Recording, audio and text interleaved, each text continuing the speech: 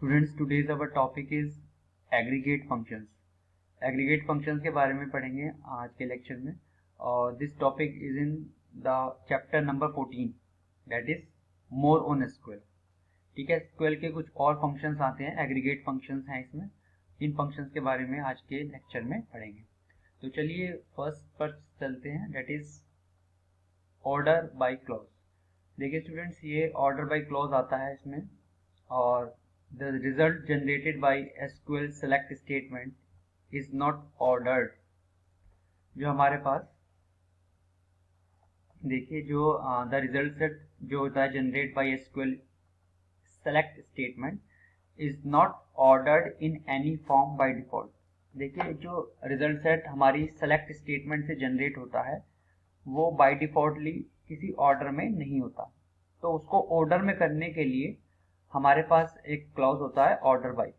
SQL में एक order by clause होता है जिसके थ्रू हम अपने रिजल्ट सेट को ऑर्डर कर सकते हैं। तो देखिए, उसके लिए ऑर्डर बाय क्लॉज में हमारे पास दो कीवर्ड्स यूज होते हैं। पहला कीवर्ड है ascending and second keyword is descending. पहला ये वाला कीवर्ड जो है वो असेंडिंग के लिए है and this keyword is for descending. If you want to specify any order, अगर आप कोई स्पेसिफाई ऑर्डर स्पेसिफाई करना चाह रहे हो, then by default the order by clause sorts the result in ascending order। आप अगर ये लिखते हो कि ऑर्डर बाय फील्ड का नाम और फिर आगे लिखते हो, सॉरी ऑर्डर बाय लिखते हो और फिर फील्ड का नाम लिखते हो, तो वो बाय डिफॉल्ट आपका जो एसक्यूएल है वो आपके जो सेलेक्ट स्टेटमेंट्स का जो लिस्ट है उनको असेंडिंग ऑर्डर में बाय डिफॉल्ट करता है वो। और अगर आप उसे डिसेंडिंग में करना चाहते हो तो आपको वो डिसेंडिंग कीवर्ड आपको मेंशन करना पड़ेगा उसमें। तो इस तरीके से आपको ऑर्डर बाय क्लॉज को यूज करोगे आप। तो चलिए नेक्स्ट स्लाइड पर चलते हैं, that is ordering data on multiple columns. देखिए, अगर आपको अपना डेटा को ऑर्डर करना है मल्टीपल कॉलम्स में, तो उसके लिए आप क्या करोगे, ऑन मल्टीपल कॉलम्स। ठीक है, तो उसके लिए देखिए एसक्यूएल क्वेरी है सेलेक्ट स्टार, स्टार से सभी रोज सेलेक्ट हो जाएंगी हमारी। फ्रॉम डेटा, ये टेबल का नाम है। Order by, this is the order by clause, और वो हमने सेक्शन एक वहां पर कॉलम है उस पर इंप्लीमेंट किया है ऑर्डर बाय सेक्शन, और उसको असेंडिंग में किया है। आफ्टर दैट ये comma and this is the another column marks, और उसको हम डिसेंडिंग में कर रहे हैं। तो देखिए यहाँ पर इन्होंने मल्टीपल कॉलम्स पे हम ऑर्डर कर रहे हैं। देखिए, ऑर्डर बाय के बाद पहला तो कॉलम ये है हमारे पास और दूसरा कॉलम ये है। तो पहले जो एसक्यूएल क्वेरी है पहले इसके बेस पर आपका ऑर्डर करेगी रोज को, and after that it will order the list according to this। देखिए, here first sort field is ascending order and for the records of same section the sort field is marks descending, और फिर उसके बाद वो descending में कर रहा है यहाँ पे। ठीक है, तो चलिए इसका एक एग्जांपल देख लेते हैं। देखिए, this is the table which I have implement, जो हमने अभी क्वेरी पढ़ी थी उस टेबल उस क्वेरी का रिजल्ट है। और देखिए इस रिजल्ट में इन्होंने यहाँ पर फर्स्टली जो इन्होंने इंप्लीमेंट किया है दैट इज, इसमें हमारे पास कॉलम्स हैं हमारे पास ये roll number, name, marks, grade और सेक्शन। तो देखिए सबसे पहले हमने सेक्शन वाले पर, इस वाले कॉलम पर हमने अपना ऑर्डर बाय क्लॉज को इंप्लीमेंट किया था। तो ऑर्डर बाय क्लॉज में देखिए सबसे पहले ए सेक्शन के इंप्लीमेंट हुए हैं ना, और उस ए सेक्शन के बाद हमारा जो सेकंड कॉलम था वो था हमारा मार्क्स का, ये वाला कॉलम। तो पहले जो ऑर्डर होगा वो ये इस वाले बेस पर होगा, एंड आफ्टर दैट इसमें जो भी कॉलम्स आएंगे हमारे पास, ये वाले कॉलम्स आए ना, तो ये वाले कॉलम्स उसके बाद फिर वो डिसेंडिंग में इंप्लीमेंट हुए हैं। पहले सबसे पहले ये, फिर ये, फिर ये, इस तरीके से है ना। तो सबसे पहले आपका जैसे ये वाला बी का ग्रुप बना है, तो पहले ये वाला कॉलम का ऑर्डर होगा, आफ्टर दैट इस वाले कॉलम का ऑर्डर होगा, जैसे ये कॉलम हुआ। तो इस तरीके से आपकी order by clause multiple columns में इंप्लीमेंट होता है। तो जो कॉलम आप पहले लिखोगे, पहले ये वाला कॉलम लिखा था हमने सेक्शन, तो सेक्शन कॉलम पे पहले इंप्लीमेंट होगा वो, और उसके बाद फिर जो नेक्स्ट कॉलम हमने लिखा था मार्क्स का, तो फिर उसके बाद वो इस पर इंप्लीमेंट होगा। ठीक है, all the records of same section are listed together. ठीक है, तो इस तरीके से आपका इंप्लीमेंट होगा। चलिए नेक्स्ट पर चलते हैं, नेक्स्ट इज एग्रीगेट फंक्शंस। देखिए ये कुछ फंक्शंस होते हैं जो कि हम अपने एसक्यूएल क्वेरीज में यूज करेंगे। तो देख लेते हैं। These functions work upon group of rows rather than on single rows. देखिए स्टूडेंट्स, अभी तक हमने जो भी क्वेरीज पढ़ी थी या जो भी फंक्शंस पढ़े थे डेट वर्क ऑन सिंगल रोज पे वो वर्क कर रहे थे। जो हमारे एग्रीगेट फंक्शंस होते हैं these works on group of rows, ये मल्टीपल रोज में ग्रुप में वर्क करते हैं।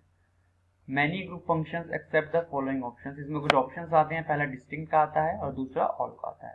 डिस्टिंक्ट के लिए consider only distinct values of the argument expression. आपने जो भी आर्ग्यूमेंट पास किया है उसकी केवल डिस्टिंक्ट वैल्यूज को ये सिलेक्ट करता है। ऐसा नहीं है फॉर एग्जांपल मल्टीपल रिपीटिशन हो रहा है एक ही वैल्यू का तो उसको वो एक ही बार कंसीडर करेगा अगर आप इस डिस्टिंक्ट कीवर्ड का यूज कर रहे हो। नेक्स्ट आता है ऑल कीवर्ड। अगर आप इसका यूज कर रहे हो then all values including all duplicates. अगर आपके पास डुप्लीकेट वैल्यूज भी हैं तो वो उनको भी काउंट कर लेता है ऑल। ठीक है, चलिए नेक्स्ट पर चलते हैं।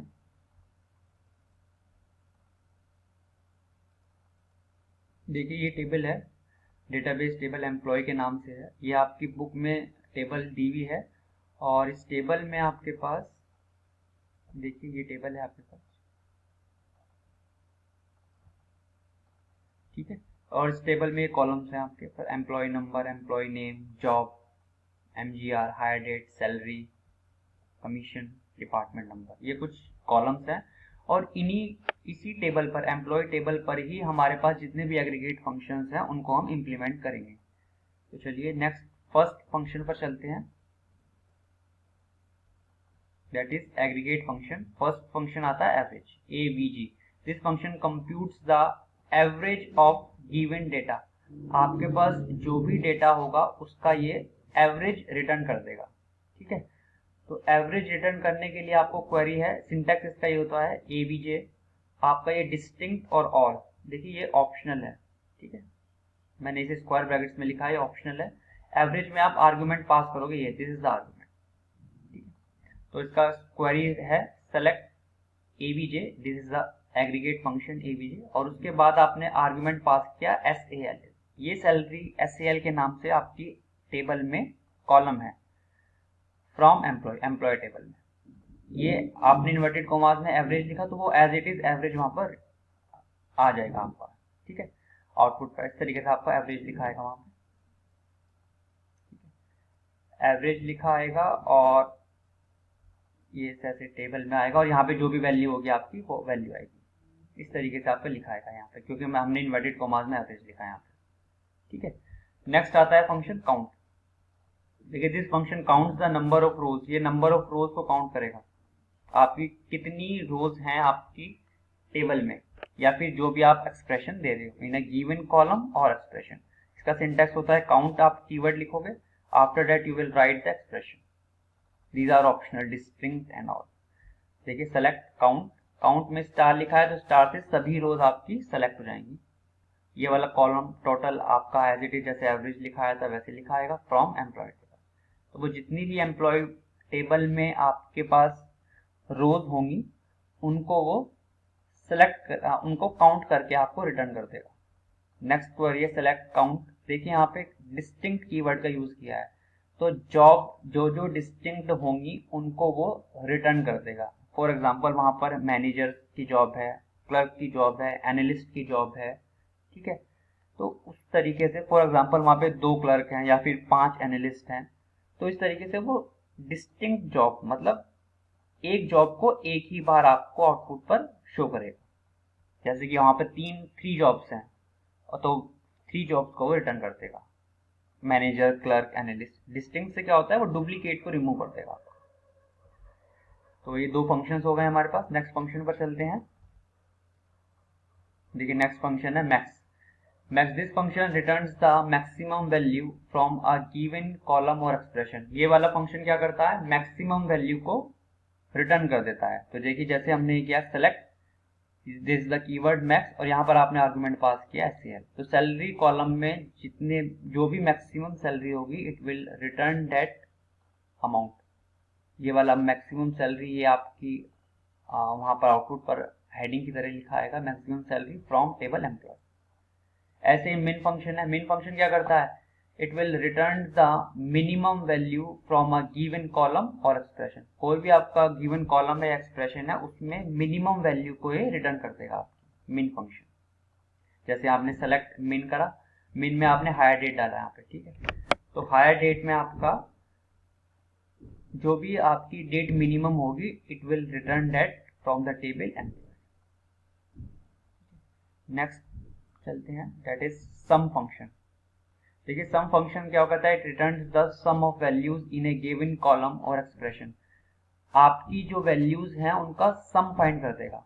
जैसे कि आपने सेलेक्ट लिखा, सेलेक्ट में सम आपने एग्रीगेट फंक्शन यूज किया, उसके बाद आपने SAL एक कॉलम है जो उसका आप सम फाइंड करते हो फ्रॉम टेबल एम्प्लॉय। तो जितनी भी सैलरी है आपका उसका सम रिटर्न कर देता है this aggregate function sum. Next the type of SQL functions. दो टाइप्स के एसक्यूएल फंक्शंस होते हैं हमारे। पहला फंक्शन होता है सिंगल रो फंक्शन। देखिए जो ये सिंगल रो फंक्शंस होते हैं these will act on a single row, single row पे इंप्लीमेंट होते हैं। मल्टीपल रो फंक्शंस जो होते हैं these are also known as aggregate functions. तो these are implement on the group of rows और मल्टीपल रोज। तो इनके एग्जांपल्स हैं जैसे कि सम हो गया आपका, या फिर काउंट हो गया, या फिर मिन हो गया, मैक्स हो गया। These are all come under this multiple row functions. Next पर चलते हैं। नेक्स्ट है देखिए ग्रुप बाय क्लॉज। देखिए हमारे पास एक एसक्यूएल में फंक्शन होता है ग्रुप क्लॉज होता है ग्रुप बाय क्लॉज। ये ग्रुप बाय क्लॉज क्या करता है, it combines all those records that have identical values in a particular field और अ ग्रुप ऑफ फील्ड।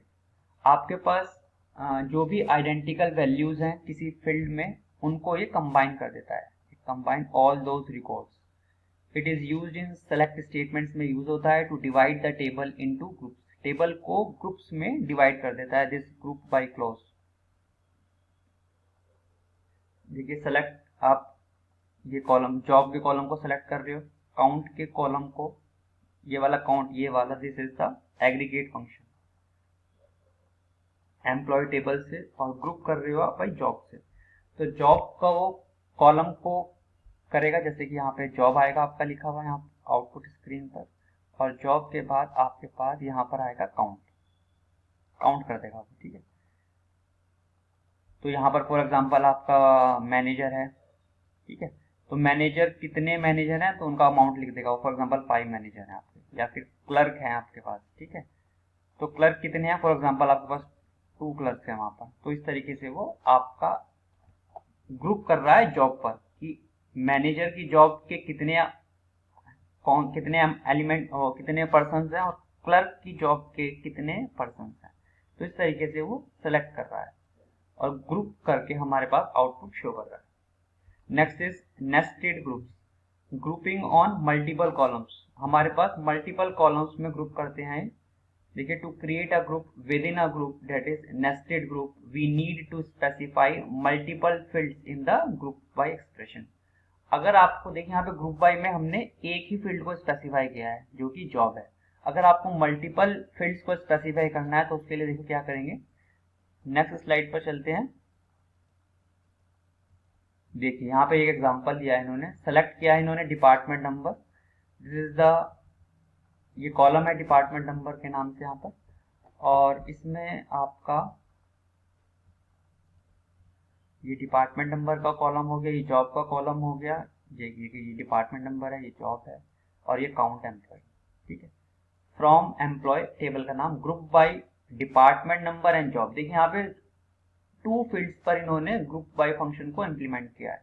तो देखिए पहले सबसे पहले डिपार्टमेंट नंबर में वो लिखेगा कि कौन कौन सी जॉब्स में है। जैसे डिपार्टमेंट नंबर 10 में हमारे पास 3 टाइप्स की जॉब है, क्लर्क, मैनेजर एंड प्रेसिडेंट। तो उनका फिर वो काउंट कर रहा है उनको, ये 1 क्लर्क है, 1 मैनेजर है और 1 ही प्रेसिडेंट है। ऐसे ही सेकंड जो है वो इसको है, देखिए यहाँ पर डिपार्टमेंट नंबर 20 में क्या है, 3 हमारे पास है, एनालिस्ट है, क्लर्क है, मैनेजर है, उनका अमाउंट शो कर रहा है, ठीक है, इस तरीके से। तो आपको क्या कर रहा है, पहले डिपार्टमेंट नंबर पे ग्रुप बाय फंक्शन को लगाया है इन्होंने, और फिर जॉब वाले फंक्शन फील्ड पर लगाया है।